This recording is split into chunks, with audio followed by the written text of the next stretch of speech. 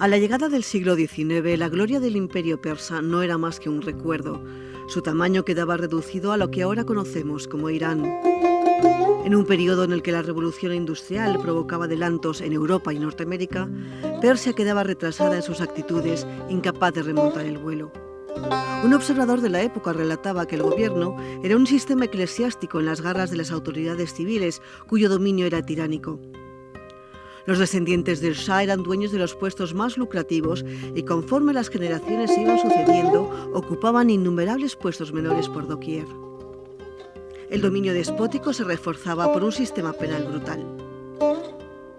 Hasta fechas presentes, los criminales condenados podían ser crucificados, enterrados vivos, empalados herrados como caballos, despedazados al ser amarrados a las copas dobladas de los árboles y luego soltados para recuperar su posición natural, convertidos en antorchas humanas o desollados vivos.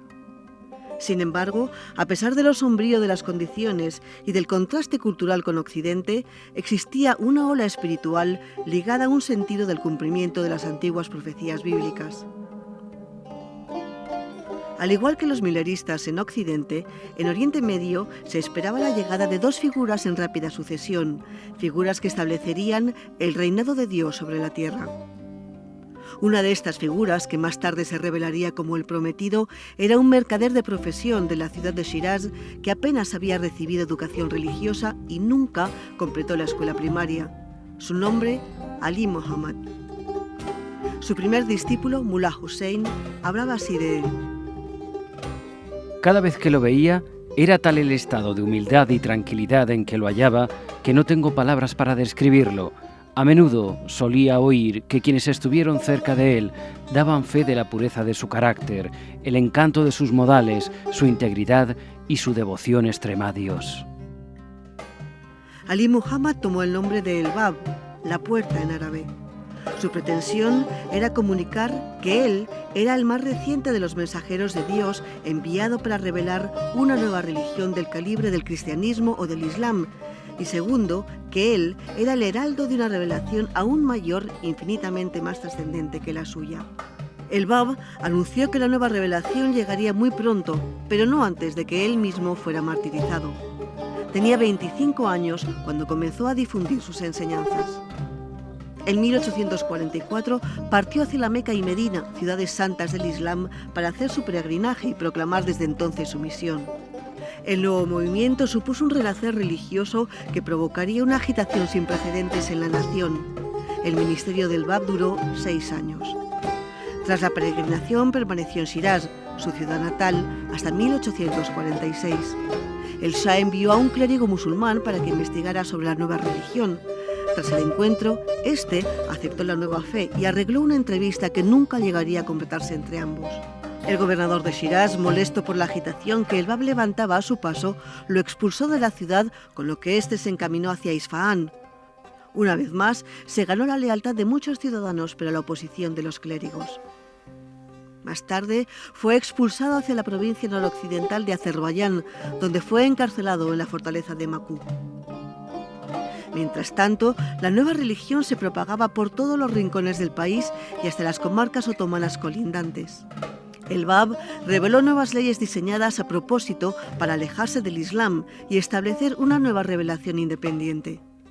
Por ejemplo, habló de la elevada posición de la mujer, de la necesidad de reformas sociales y políticas y anticipó una nueva era en la historia de la humanidad que sería testigo del establecimiento de la justicia y hermandad universales.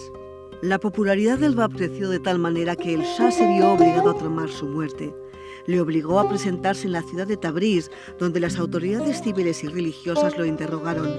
Una de estas autoridades le preguntó quién pretendía ser, y él respondió: Yo soy el prometido. Yo soy aquel cuyo nombre habéis invocado 1000 años, cuyo advenimiento habéis añorado atestiguar, y cuya revelación habéis orado a Dios para que la apresure. La mayoría de los presentes se mostró sumamente hostil y el Bab fue sentenciado a muerte.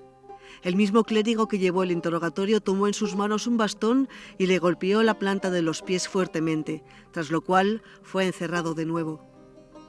El único occidental que en aquellos días vio al Bab fue un inglés, el doctor Cormick. Las autoridades persas le requirieron para evaluar su condición mental. En una carta a un colega de profesión, así se expresaba. No quiso contestar a las preguntas que se le hacían. Solo se dignó a observarnos con sus ojos tranquilos. Le dije que yo no era musulmán y que deseaba conocer algo más sobre su religión, ya que posiblemente me podría sentir inclinado a aceptarla. Me miró con mucha atención al decir esto y contestó que no tenía la menor duda de que todos los europeos aceptarían su religión. Nuestro informe fue que se le perdonara la vida. A pesar de ello, fue torturado y muerto días después. En los días posteriores se intensificaron las persecuciones a los babíes. Centenares fueron asesinados. El primer ministro dio entonces la orden de sacrificar al Bab en beneficio del Estado. Fue trasladado a un cuartel para ejecutarlo ante un pelotón de fusilamiento. Se designó a un regimiento armenio para ejecutar la sentencia de muerte. Al comandante, un cristiano, le sobrevinieron grandes dudas acerca de cumplir con la orden. Sin embargo, el Bab le replicó: Sigue tus instrucciones. Si tu intención es sincera, con seguridad, el Todopoderoso podrá librarte de tu perplejidad. Eran cerca de las 12 del mediodía. El Bab fue suspendido a un muro por una cuerda. A su lado se encontraba un joven que pidió ser sacrificado con él.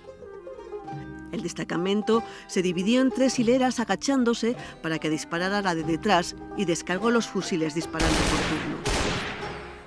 Más de 10.000 personas fueron testigos del crimen. El humo de los disparos transformó en oscuridad la luz del mediodía. Cuando se deshizo el humo, el Bab no estaba. Hubo tumulto y desconcierto entre los presentes. Lo encontrarían en su celda, hablando con sus acólitos.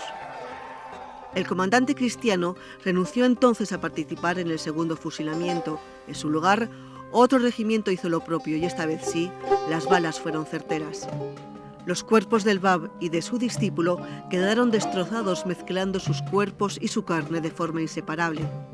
Solo las caras de ambos quedaron intactas. Era el 9 de julio de 1850.